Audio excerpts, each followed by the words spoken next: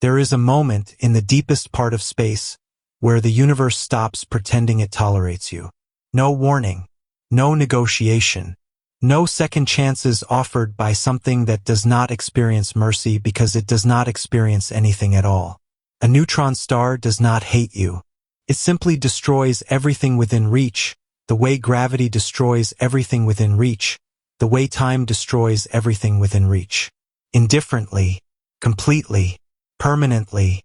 This is the story of a woman who understood that better than anyone alive, who had written the equations, who had run the simulations, who had stood in front of committees and panels and review boards and said, clearly, in language that required no translation, something is coming, and if we do not act, it will kill everyone. They demoted her. They gave her a mop. And then the something came. This is not a story about a hero. This is a story about a scientist who was right when everyone needed her to be wrong, and who paid the price for being right, and who paid it again willingly when the bill came due a second time. Her name was Dr. Mara Voss. She was human. She was biologically unsuited for deep space. She proved them wrong twice. The second time cost her everything. The maintenance corridor of Helion Station smelled like recycled air and cleaning solvent and the particular kind of hopelessness that settles into institutional spaces after years of being ignored. Mara Voss pushed her cleaning cart along the graded floor of sublevel 4 and did not look up at the observation window above her. She had learned not to look up.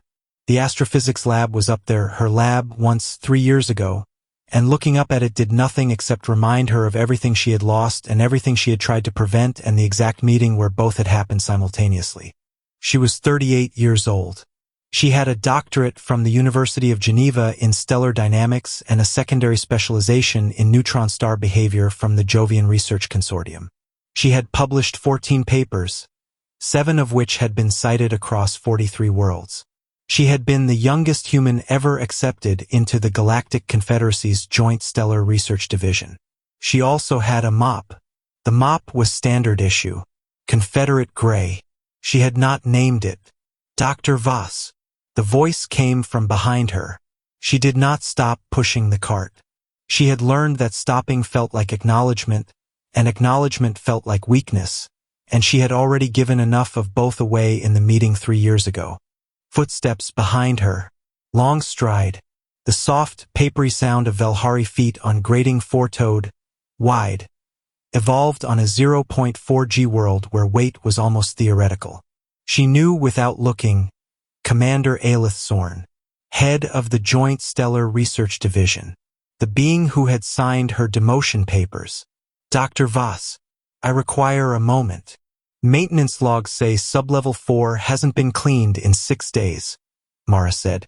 I require approximately 40 minutes. A pause. The footsteps did not stop.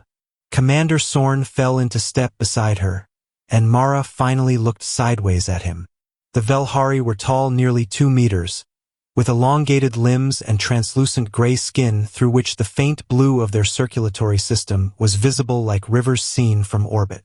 Sorn's eyes were large and pale gold, the pupils vertical slits that widened in the dim corridor light.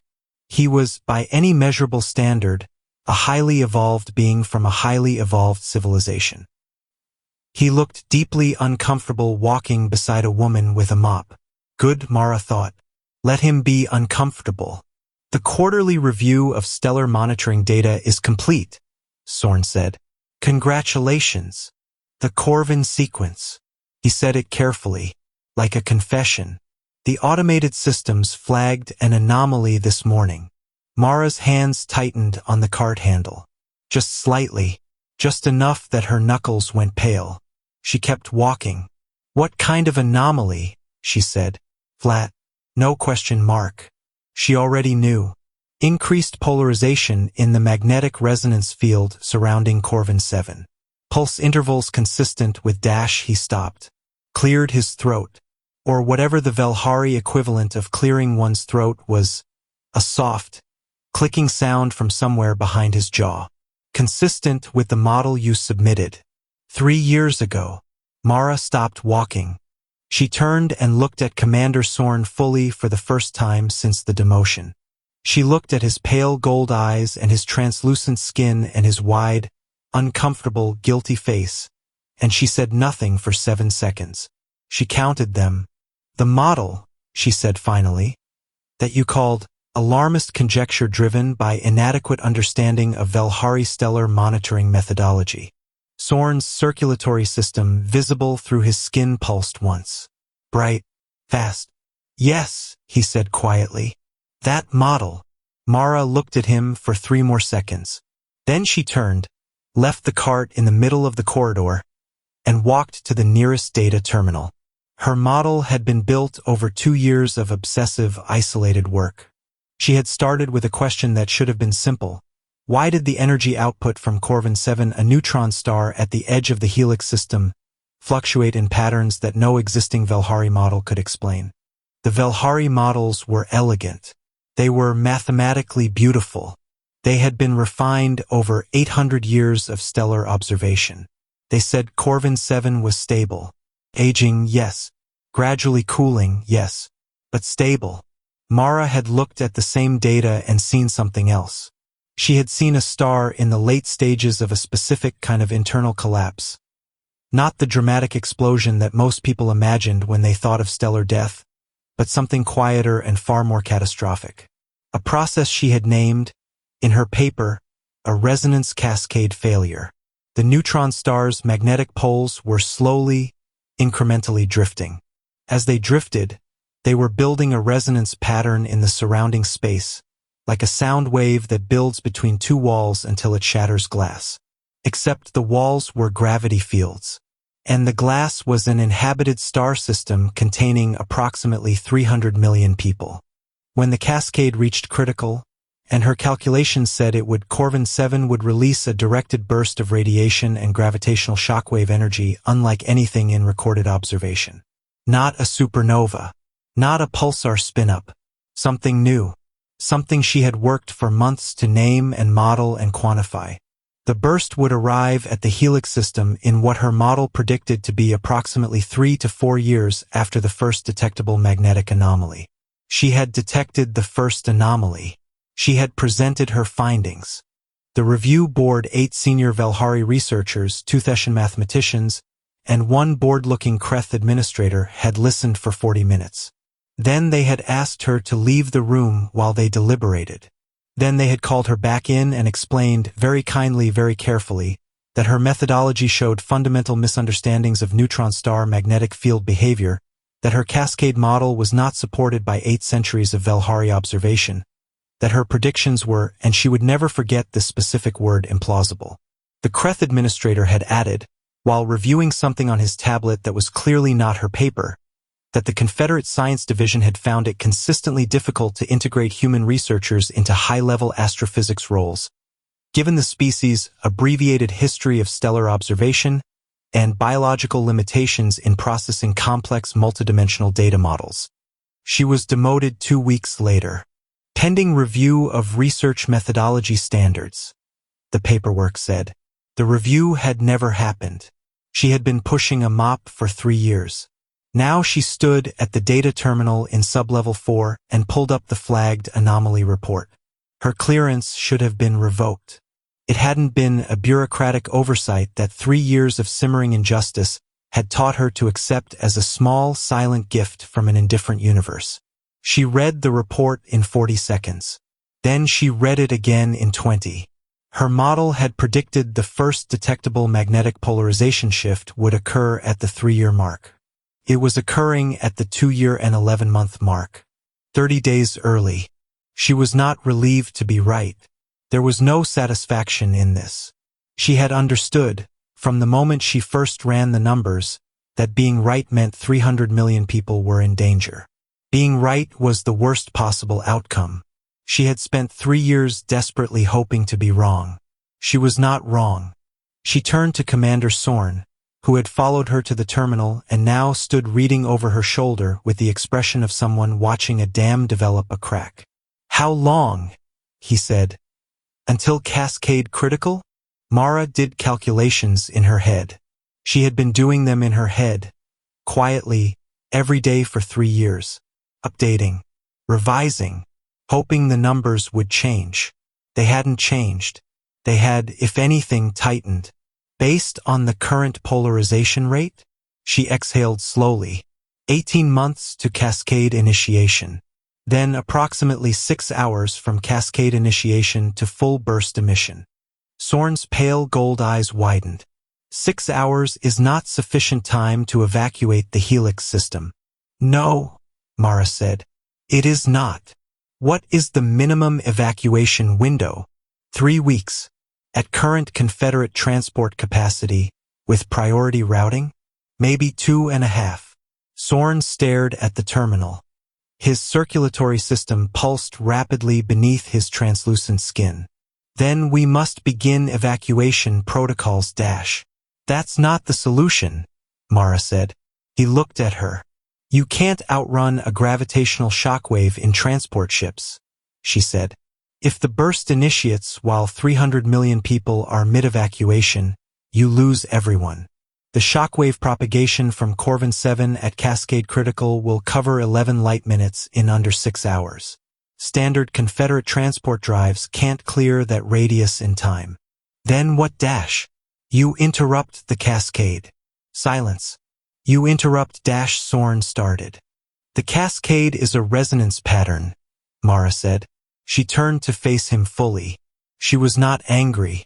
She had moved past anger approximately 2.5 years ago and arrived somewhere quieter and colder. Resonance patterns can be disrupted. If you introduce a counter-resonance signal at the correct frequency, at the correct point in Corvin 7's magnetic cycle, you can break the pattern before it reaches critical. The poles won't realign, but the cascade terminates. The system stabilizes. How? You need a deep-range resonance emitter. Modified, pointed directly at Corvin 7's current primary magnetic pole axis. Fired at the exact moment of peak resonance compression which, based on current drift rates, I can calculate to within a margin of about 30 seconds. Soren stared at her. Where would this emitter be positioned? Mara looked at him steadily. Close, she said. It would need to be very close to Corvin 7. The corridor was very quiet. How close? Soren said. Within the radiation wake, Mara said. The Confederate science vessel Amaretha's Reach was not designed for proximity to neutron stars. No vessel was.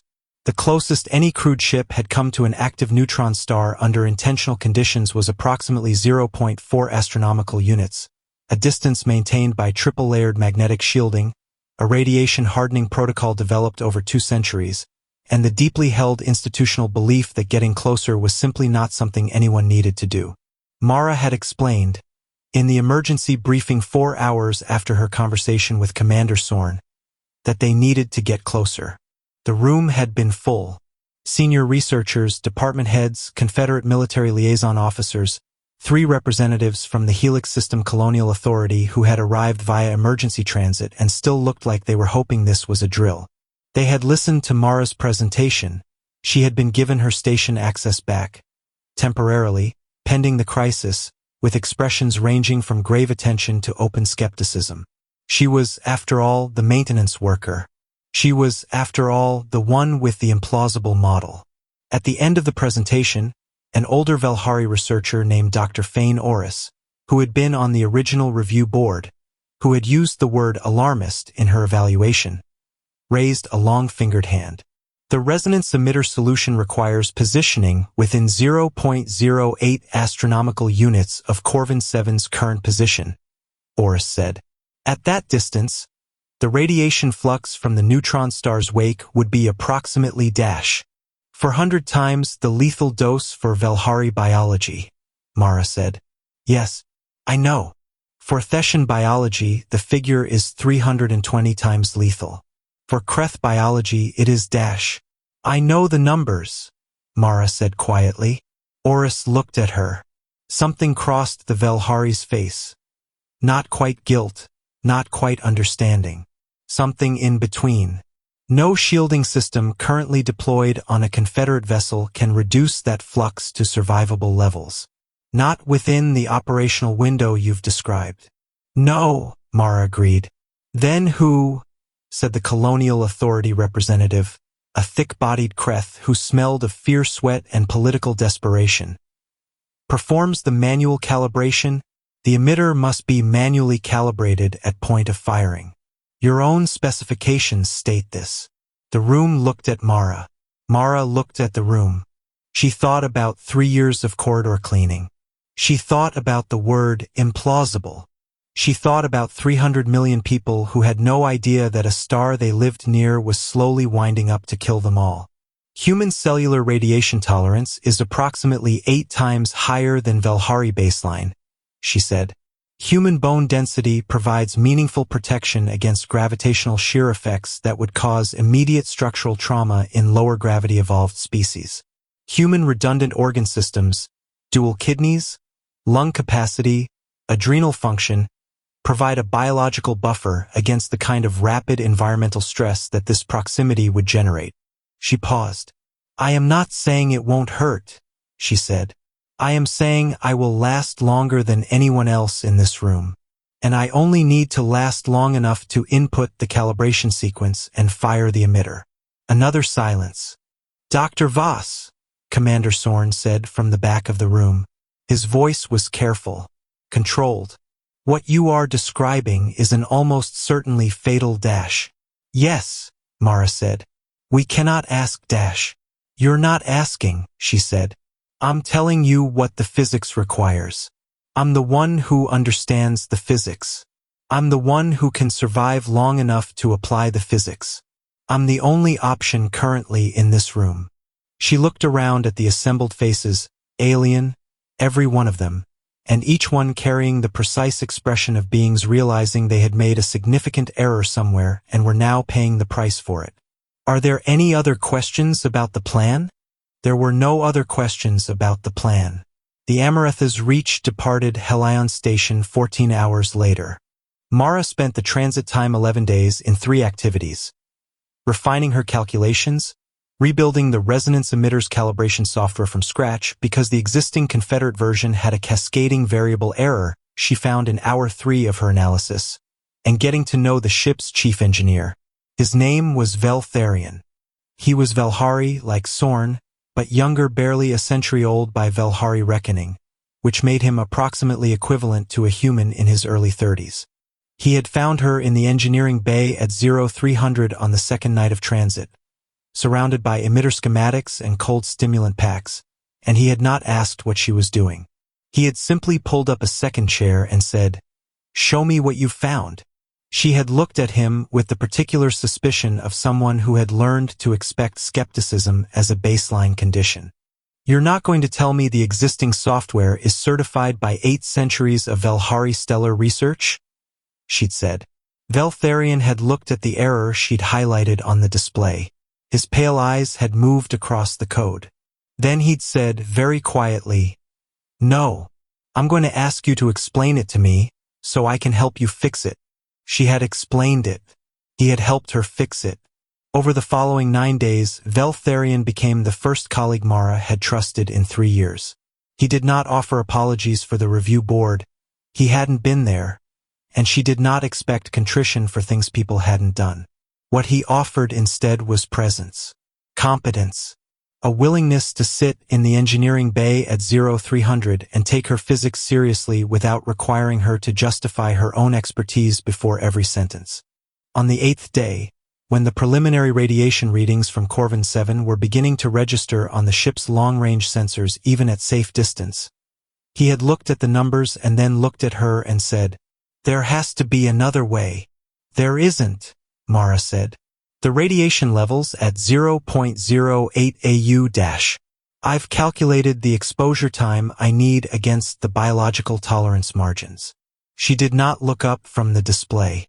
"I have approximately 22 minutes at operational distance before cognitive function degrades to the point where I can't complete the calibration. The calibration sequence takes 16 minutes. I have a 6-minute buffer." "That is not a buffer," Vel said. "That is a margin of error." "Yes," Mara agreed. He was quiet for a long moment. "If something goes wrong, then I recalculate in the time I have left." She finally looked up. His face was very earnest, very young-looking, for something 100 years old. Vel, I need you to do one thing for me. I need you to make sure the emitter housing can be reached from the exterior maintenance platform on the port side of the ship. I need direct manual access to the calibration console. No remote interface. The radiation flux will scramble any wireless signal at that distance. Direct access means you're outside the shielding entirely. Yes. Mara Dash. I need you to do that one thing, she said. Can you do it? He held her gaze for a long moment. His circulatory system, that same visible through skin quality all Velhari had pulsed with something she had come to recognize over 8 days as distress. Yes, he said finally. I can do it. Thank you, she said. She went back to her calculations. On the 11th day, Corvin 7 came into visual range. Mara had seen it in data, in simulations, in the mathematical abstractions of resonance field mapping. She had not, until the moment the observation deck viewport cleared to show it, seen it as a thing that existed in actual space. It was small. That was the first and most disorienting fact. A neutron star is approximately 20 kilometers in diameter, the collapsed remnant of something that was once perhaps 1,000,000 kilometers across, compressed by its own dying weight into a sphere barely larger than a city. Corvin 7 looked, at this distance, like a pale blue-white point of light that was somehow also wrong in a way the eye recognized before the brain did. Too bright, too still, too absolute. Around it, the radiation wake was visible as a shimmer, a distortion in space itself, like heat haze over pavement but in every direction, and faintly iridescent, and deeply, instinctively threatening. The magnetic polarization is accelerating, said the ship's navigator, a young Theshan at the sensor console. Dr. Voss, your timeline may be dash. I see it, Mara said. She was already reading the same data. The cascade was moving faster than her latest revision had predicted. Not dramatically faster, but enough. She recalculated. The window for emitter firing had narrowed. She now had approximately 17 minutes of operational function at exposure distance. The calibration sequence still took 16. 1 minute of buffer. She turned to Commander Sorn, who had joined them on the observation deck. He was watching Corvin 7 with the expression of someone confronting proof of a mistake they could not take back. We need to move to operational distance now, she said. The crew dash. The crew stays behind the shielding line. I go to the maintenance platform. She had already put on the suit. She had put it on 2 hours ago because she had known this moment was coming and she wanted to be ready when it did. The suit was Confederate standard rated for 0.3 AU approach to a standard neutron star, which meant it would help and would not be enough, and she had known both things when she put it on. Sorn looked at her for a long moment. The guilt on his face was very clear. With Velhari transparent skin, it was almost physically visible, a quickening of the blue lines beneath his jaw, a tightening around his pale eyes. Dr. Voss, he said, I want you to know that the review board's conclusion dash. Commander, Mara said, I need you to position the ship. Pause. Yes, Sorn said quietly. Yes, of course. The maintenance platform was on the exterior of the ship's port hull, a narrow graded walkway, 3 meters long, accessed through an emergency airlock. It housed, now, the modified resonance emitter that Mara and Velhari had spent 11 days preparing. The calibration console had been hardwired to the emitter's firing mechanism. No wireless, no remote interface, direct contact only. Mara cycled through the airlock. The moment the exterior door opened, even behind the suit, even with every layer of shielding the Confederate Materials Division, had been able to integrate into the standard EVA design on 11 days' notice, she felt it. Heat. Not the heat of fire. Heat as pressure. Heat as weight. Radiation as a physical presence, the way air is a physical presence in a storm, except this didn't push, it penetrated. She had known this would happen. She had calculated this would happen. Knowing and experiencing were, she noted, quite different. She moved to the console and began. The calibration sequence had 847 individual input steps. She had memorized every one of them. She had practiced them eyes closed, hands moving through the sequence without visual reference 8 times during transit. She could do them in 16 minutes. She had confirmed this. She began inputting. Her hands were steady. They would not stay steady. At the 3-minute mark, she felt the first nausea, a rolling, deep wave that started in her gut and moved upward, not violent enough to stop her. She breathed through it, focused on the next input, then the next. She had been exposed for approximately 4 minutes when the first visual effect began. The edge of her vision, just the periphery, went slightly bright, like looking at a screen that is too white, except it was coming from inside her eyes rather than outside them. Radiation-induced phosphine stimulation. She had known this was likely. She kept inputting. At 7 minutes, her skin began to hurt. This was harder to describe than she had expected. It was not like sunburn, though it superficially resembled sunburn in mechanism. It was like sunburn if every UV photon that had ever existed was hitting the same skin simultaneously. Her suit was absorbing the majority of the flux. The majority. Her hands slowed slightly. She forced them faster. Input 447 of 847. Exactly halfway. Halfway, she told herself. You're halfway. At 9 minutes, her legs began to shake. This was the part that most concerned her. Not the pain, not the nausea, not the brightening vision. The shaking. If she lost physical contact with the console, the calibration would not complete. The sequence did not save progress. It was all or nothing. She widened her stance on the grating, pressed her hips against the console railing to take weight off her legs, continued inputting. Inside the ship, she knew Velhari was watching her through the external cameras. He had argued twice for a tethering system that could pull her back inside automatically if she lost consciousness. She had explained twice that any metal tether within the radiation flux would become conductive in ways that would be actively harmful. He had then argued for a non-conductive composite tether. She had explained that the time required to source and fabricate one was time the cascade didn't allow. He was watching her anyway. She knew he was watching. It helped somehow. Not because it made anything easier. Because it meant someone understood the cost. Input 601 of 847. 11 minutes. Her thoughts were beginning to feel slightly separated from each other. Not confused, she was still precise, still accurate, her training and knowledge intact. But the speed of her internal processing had slowed. Like thinking through a medium that was thicker than air.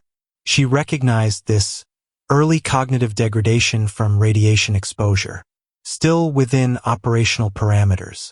She had, by her calculation, approximately 6 minutes left before she crossed outside them.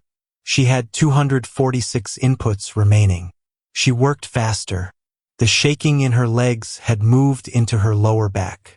Her skin felt like it was being peeled away millimeter by millimeter, not dramatically, not with any single overwhelming sensation, just a constant, escalating insistence that this was not a suitable environment for living things. She had known all of this. She kept going. Input 700 of 847. Input 723 of 847. Input 756 of 847. At 14 minutes, she lost feeling in her left hand. She stared at it for 1 second. The suit's glove, her fingers inside it, suddenly providing no feedback, no sensation, like the hand had simply ceased to be hers. She flexed it. The fingers moved. The hand was functional. The nerves were, temporarily, overwhelmed. She shifted to right-hand dominant input, slowed again, compensated, kept going. Input 801. Input 819. Input 834. Her vision had narrowed. The periphery was gone pure white, like standing in a blizzard. She was working from a circle of clear sight approximately the width of the console, and around it, nothing. She focused everything she had left on that circle. Input 841. Input 844. Input 846. At 15 minutes and 43 seconds, 17 seconds ahead of her worst-case schedule, she input step 847. The console confirmed. Calibration sequence complete. System armed. Awaiting manual firing authorization. She pressed her palm flat against the authorization panel. She felt something she could not quite identify. Not relief. Not triumph. Something older than both. Something that had been handed down through hundreds of thousands of years of human survival. Not the feeling of winning, but the feeling of not stopping. Amaretha's reach, she said into her suit calm, and her voice came out strange, thicker than normal, slower. Emitter is armed and calibrated. Firing on my mark. Static. Then Velhari's voice, controlled with great effort. We see it, Mara. We see the calibration confirmation. Are you 30 seconds, she said. The peak resonance compression window is in 30 seconds. I need a Corvin 7 real-time feed on my suit display. The feed appeared on her visor. The neutron star's magnetic field readings. Live. She watched the polarization curve. She had run this calculation so many times that the shape of it was part of her. She knew exactly where on that curve the window opened, and she could see it approaching. 20 seconds. Her legs gave. She caught herself on the console railing. Both arms over it. Weight on her chest. Hands still on the panel. Still in position. 10 seconds. The polarization curve peaked. Mark, Voss said. She pressed the firing control. The resonance emitter fired. It was not visible. Not in any dramatic sense. No beam of light. No explosion. No cinemaspectacular discharge. A tightly focused counter-resonance pulse, designed to disrupt a specific magnetic field pattern at a specific moment in its cycle, does not look like anything much from the outside. What it looked like from the sensor console inside the Amaretha's reach, what Velhari watched on the magnetic field monitoring display, hands clenched on the console edge, was a line of wild, chaotic fluctuation in Corvin 7's readings, lasting approximately 40 seconds, followed by a gradual, unmistakable settling. The polarization drift rate began to decrease. Then decrease faster. Then stop. The cascade model that Voss had built over 2 years, that she had presented and been dismissed and been demoted for, showed one outcome for a successful counter-resonance interrupt. The magnetic poles would cease their drift. The resonance pattern would dissipate. Corvin 7 would stabilize not forever, not permanently, but for a period measured in hundreds of years rather than months. The sensors showed exactly that outcome. In the emergency monitoring room on Helion Station, where Commander Sorn had been receiving live telemetry, a room full of senior researchers watched the readings change and said nothing for a very long time. Dr. Fane Orris, who had written the word alarmist in a review 3 years ago, looked at the data and felt something move through her that she did not have good language for. Something that was not simply professional embarrassment. Something deeper. The feeling of understanding too late that a mistake had cost something real. She was right, Orris said. No one answered. No one needed to. Inside her suit, Voss had stopped talking. Velhari had heard the firing confirmation. He had watched the emitter data confirm discharge. He had watched the cascade stabilization begin. He had been calling her name for approximately 90 seconds. No response. Get the airlock open, he said to the crew member beside him. His voice was very calm. This was not because he was calm. It was because there was no time to be anything else. He went to get her himself. The maintenance platform, when the airlock opened, was quiet. The emitter housing, still warm from the discharge. The grating, slightly discolored from 11 minutes of direct radiation exposure. The console showing firing complete. Standing down on its display. Voss was on the grating. She had made it to one knee before her body had given out. Her suit was intact. Her hands were at her sides. Her head was down. She was breathing. Velhari reached her in 3 steps and went down beside her and did not say anything for a moment. He simply confirmed the breathing, watched the suit's life sign readout, and then put a hand on her shoulder. Mara. A sound. Not quite a word. The cascade is disrupted, he said. The readings are stabilizing. It worked. The sound became something more identifiable. A long, slow exhale that had been waiting to happen since before she'd gone through the airlock. I know, she said. Her voice was barely audible. I know. I was watching it. He got her upright. She could not stand on her own, her legs were doing something complicated and unwilling. He held her weight without difficulty. Velhari at 0.4G evolution were not strong by human standards, but Mara was exhausted down to her molecular structure and could not have stood unassisted against a light breeze at this particular moment. I need to get you to medical, he said. In a minute, she said. Mara dash. In a minute. She lifted her head and looked through her visor at Corvin 7. Still there. Still burning. Still tiny and wrong and absolute. But no longer winding up to kill 300 million people. The polarization readings on her suit display showed the drift rate at near 0. The cascade model she had built said it would remain there. I just need a minute. Velhari did not argue. He held her upright. He looked at the neutron star with her. I was on Helion station when you presented your findings, he said after a moment. 3 years ago. I was a junior researcher. I wasn't in the room, but I read the transcript. Mara said nothing. I thought he stopped. Started again. I thought the review board's objections sounded technically sound. I accepted their conclusion without examining your original data. I didn't another stop. I should have looked at your data. Yes, Mara said. You should have. I'm sorry. I know, she said. Not as forgiveness. Not yet. Just as acknowledgement. I know you are. They stayed there for 1 more minute.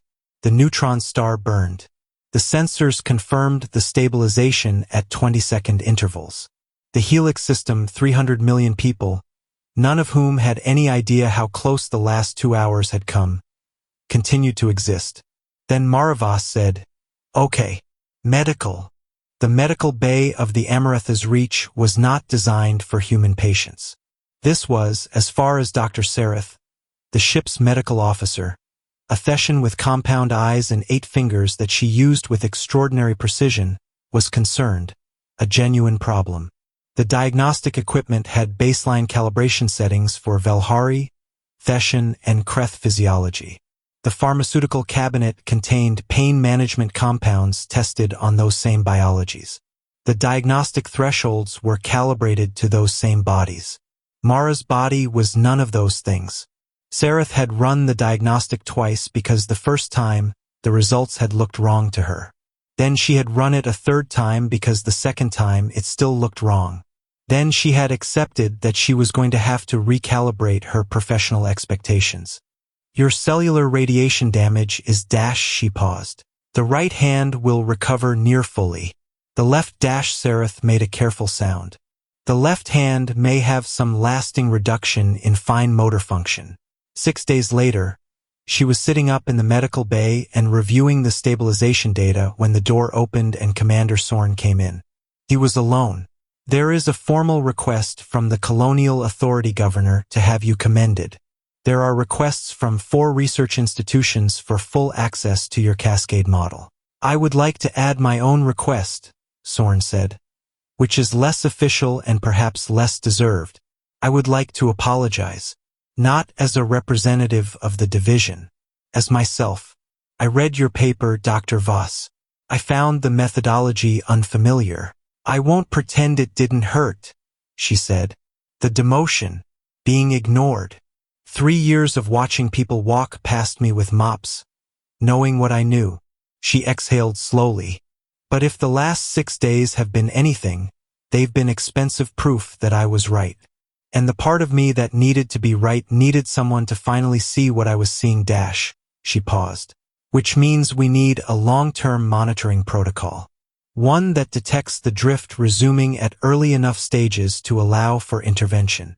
3 weeks later, when Mara Voss was still in the medical bay, healing faster than Saratha's projections but still not cleared for full activity, the second anomaly appeared.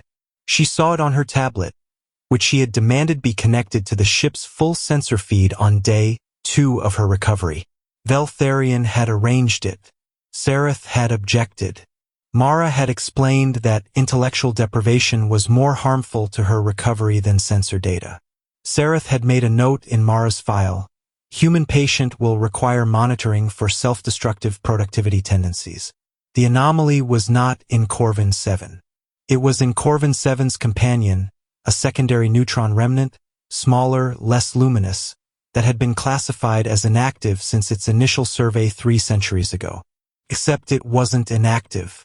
Mara read the data with increasing stillness. The secondary remnant, she was already calling it Corvin 7b in her notes, was exhibiting the early signatures of a sympathetic resonance response.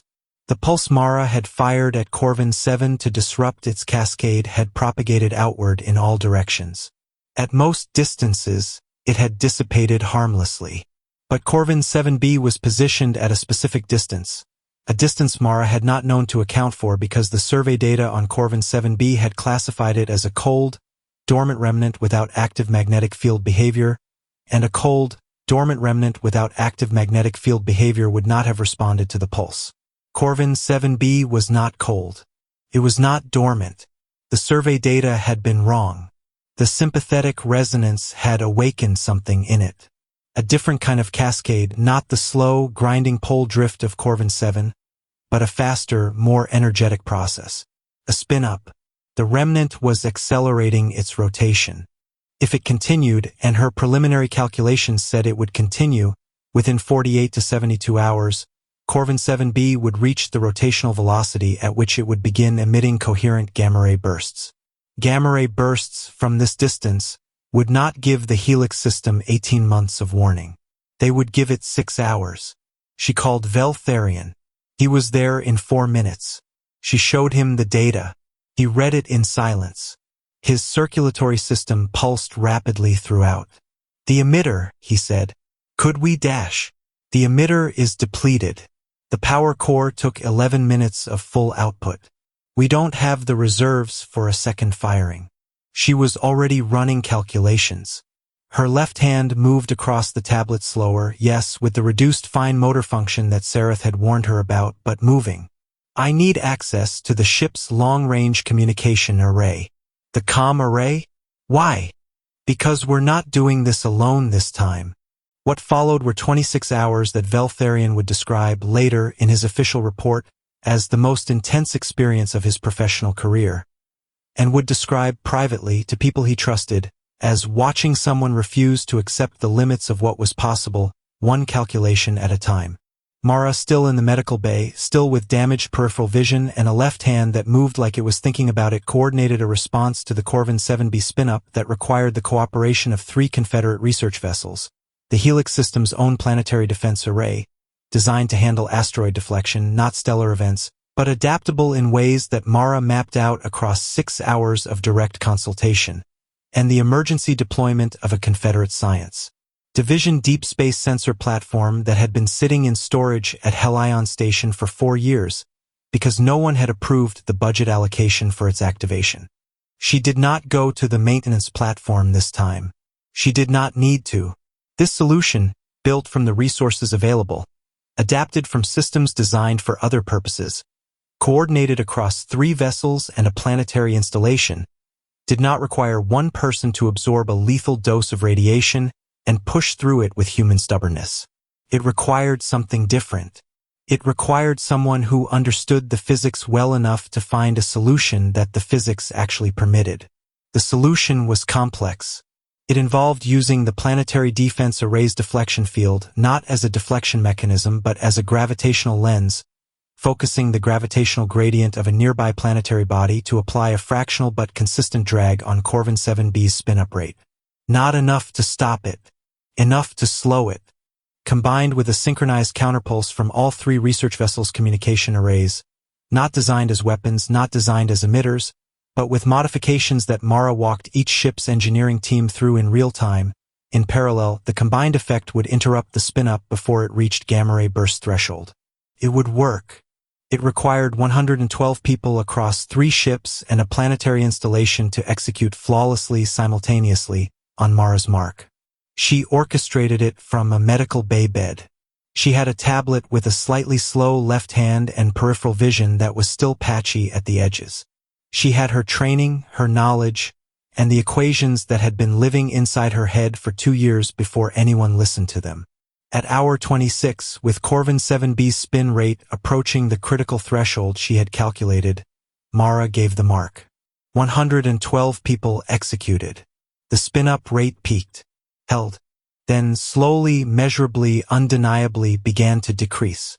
In the Helix system Colonial Authority's emergency monitoring room, where every government official with sufficient clearance had been glued to the data feeds for the last day and a half, someone began clapping. Then several people. Then everyone. On the Amaretha's reach, Velhari put his face in his hands and breathed for approximately 30 seconds without doing anything else.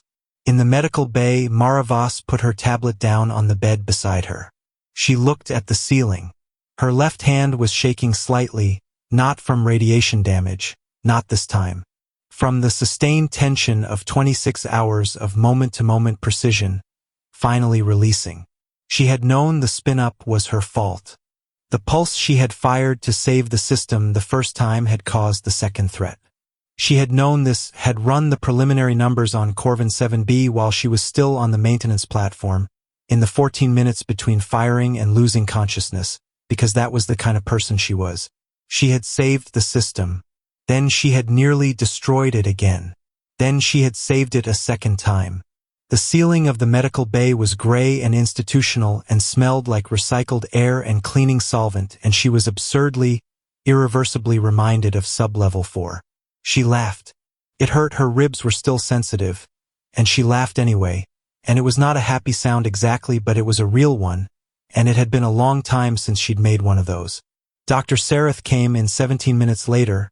Drawn by the biometric alert the diagnostic system had flagged for unusual cardiac activity.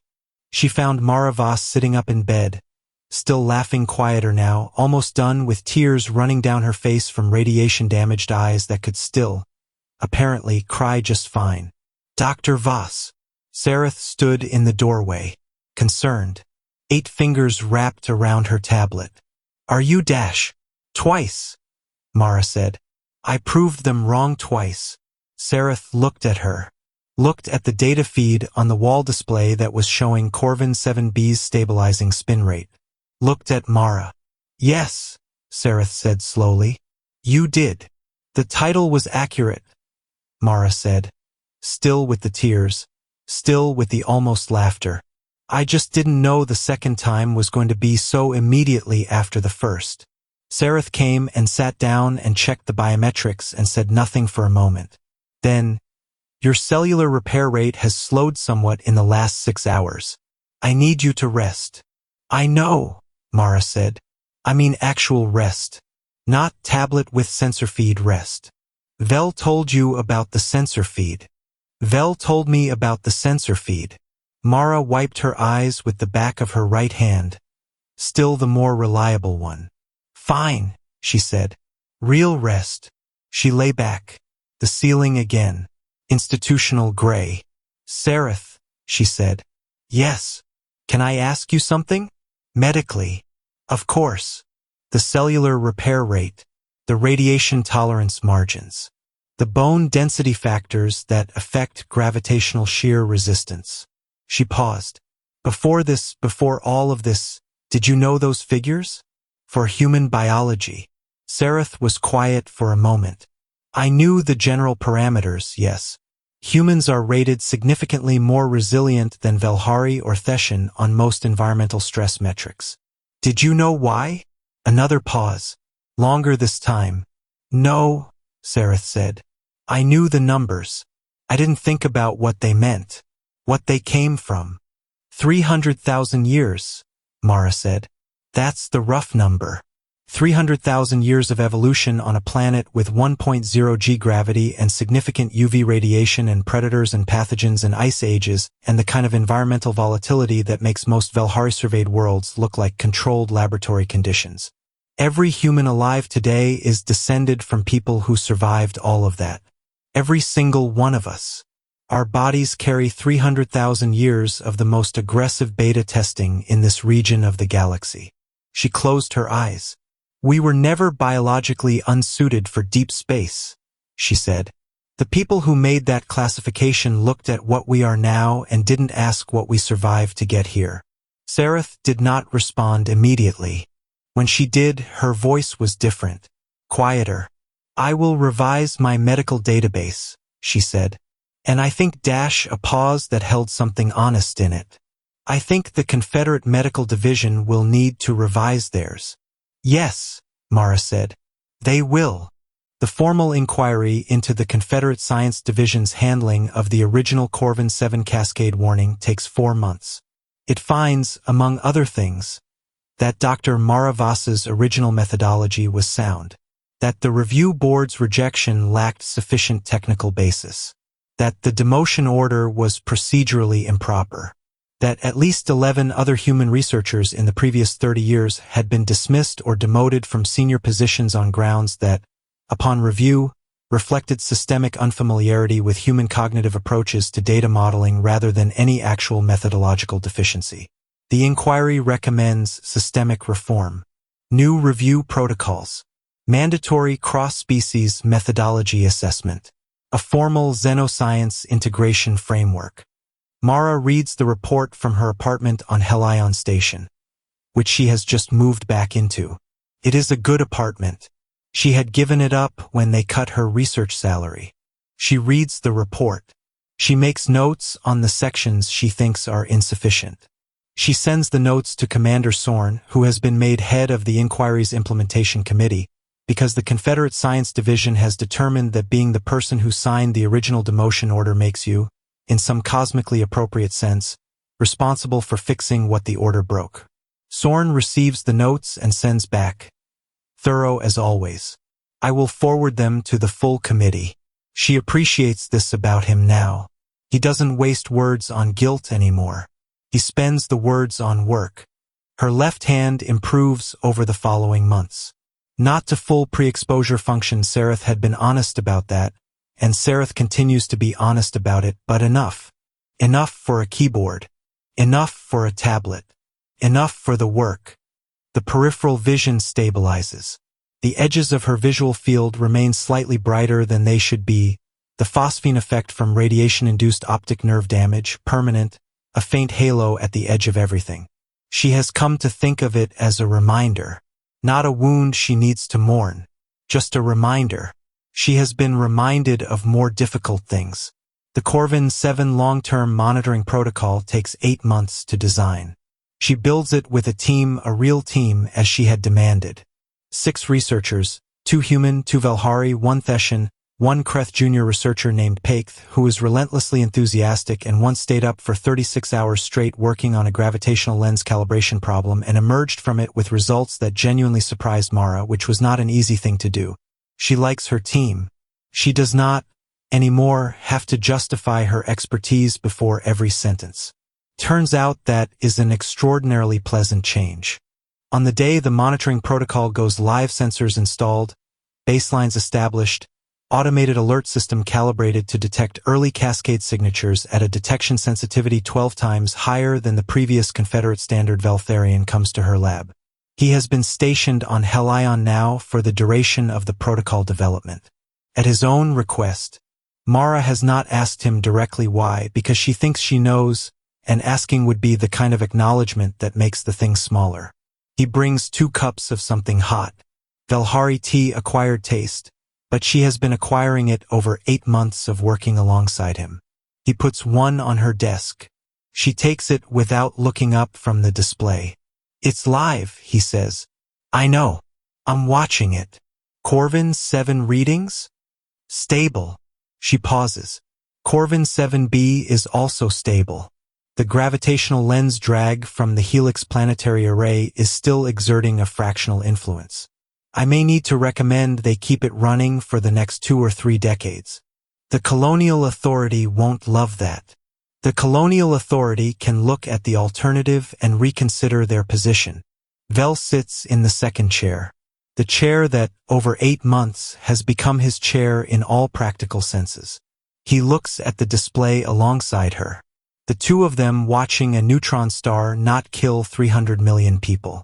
Which is, when you think about it, a very good thing to watch. There's something I've been wanting to say, he says. You can say it. He looks at the display, then at her. On the maintenance platform, when you were at the console and you went quiet for the 90 seconds before we got to you, he stops. I thought we had lost you. Mara is quiet. I know, she says. And I realized, standing at that airlock, that I had spent 11 days talking to you about physics and calibration sequences and emitter housing specs, and we had never once talked about . He makes a gesture that encompasses everything else. Everything that isn't physics. I had never asked if you were afraid. Mara holds her cup of Velhari tea. It is warm. The faint phosphine halo at the edge of her vision glows faintly. As always. I was afraid, she said. The whole time. You didn't show it. I know. She paused. Being afraid and stopping are different things. I've been afraid for most of my career. Afraid of being wrong. Afraid of being ignored. Afraid of being right at the wrong time and watching it not matter. The platform was . She searched. The platform was a different kind of fear. Simpler. Cleaner. At least the neutron star wasn't going to tell me my methodology was insufficient. Vel made a soft sound that might have been a laugh. No. It would simply . Destroy everything indifferently, she said. Yes, I know. I find it preferable. They sit with that for a moment. You survived, Vel says finally. Twice. Things that should have . Things that were trying to, she agreed. Your biology is . Expensive, she said. It costs something real. It keeps costing. She flexes her left hand. The fingers comply, slowly. But it's here. I'm here. Vel looks at her. His pale gold eyes. His transparent skin with the blue of his circulatory system moving steadily beneath it. Present. Attentive. The expression of someone who has been changed by proximity to something they didn't fully understand before. What made you keep going, he says. On the platform. When the vision went. When your legs . Went, she confirmed. What made you keep going? Mara thinks about this for a moment. She thinks about the question honestly because it deserves honesty. Nature has been trying to kill humans for 300,000 years, she says. Ice ages, predators, disease, radiation, starvation. Every human alive is descended from people who kept going anyway. People who got up when they should have stayed down. People who continued after everything that should have made them stop. She looks at the display. Corvin 7, stable and remote and absolute and uninterested. I didn't survive because I'm exceptional. I survived because that is what humans do. We are built by 300,000 years of refusing to stop. She looks at him. We were never biologically unsuited for deep space, she says. We were just suited for something harder than what anyone expected. For months after the monitoring protocol goes live, Dr. Fane Orris publishes a formal review paper in the Confederate Journal of Stellar Science. The paper is titled, Recalibrating Assumptions. What the Corvin 7 event reveals about interspecies scientific collaboration and human biological adaptation to extreme environmental stress. The abstract ends with a paragraph that Mara Voss reads 3 times, not because she needs to read it 3 times to understand it, but because she has waited 3 years to read anything like it. We called humans biologically unsuited for deep space. We made that classification based on comparative metrics that measured human biology against Velhari and Thesian baselines, and found it insufficient. What we failed to ask was, insufficient for what? Human biology is not calibrated for comfort. It is not calibrated for controlled environments or the gentle conditions of low-gravity worlds. Human biology is calibrated for endurance, for persistence under damage, for the continuation of function under conditions that should prevent function. The error was ours. We measured their biology against our standards. We should have asked what standard their biology was built to survive. The truth is that we never understood what human biology was designed to endure. We do now. The cost of that understanding was nearly incalculable, and it was paid by one woman with a mop, a doctorate, and 300,000 years of evolutionary stubbornness behind her. Mara folds her tablet against her chest. She looks at the ceiling of her new office. Not institutional gray. She chose the color herself. Something warmer. Outside the viewport, space is very large and very indifferent and full of stars that are slowly, quietly, doing what stars do, burning and evolving and occasionally threatening to kill everyone in range without malice and without hesitation and without awareness that anything was ever at stake. She picks up the tablet. She goes back to work. She did not receive a parade. She received a monitoring protocol, a reinstated position, a letter of formal apology from 8 Velhari researchers who had used the word implausible in a committee room 3 years ago. She received a left hand that sometimes shakes when it's tired and peripheral vision that glows at the edges like something that has been partially remade.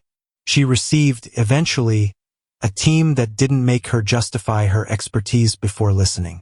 She did not call any of it victory. She called it Tuesday. She called it work. She called it the thing that comes after being right when people needed you to be wrong, and surviving the cost of proving it and then proving it again. Humans are not the strongest species in the galaxy. They are not the most technologically advanced, not the longest lived, not the most telepathically gifted or gravitationally adapted or biologically elegant. They are the most persistent. They evolved on a world that has been trying to kill them since before memory. A Class 9 death world with tectonic violence and predator pressure and ultraviolet punishment and ice that covered continents and heat that dried oceans and every conceivable biological and environmental threat stacked simultaneously, continuously, for longer than most civilizations have existed. They are still here. When the universe turns its indifferent machinery on a human being, when a neutron star does what neutron stars do, when radiation does what radiation does, when time and physics and bureaucracy all conspire to reduce one person to irrelevance, something happens that the universe did not account for. The human keeps going. Not because they are superhuman, because they are exactly human. And that the galaxy is slowly learning is enough.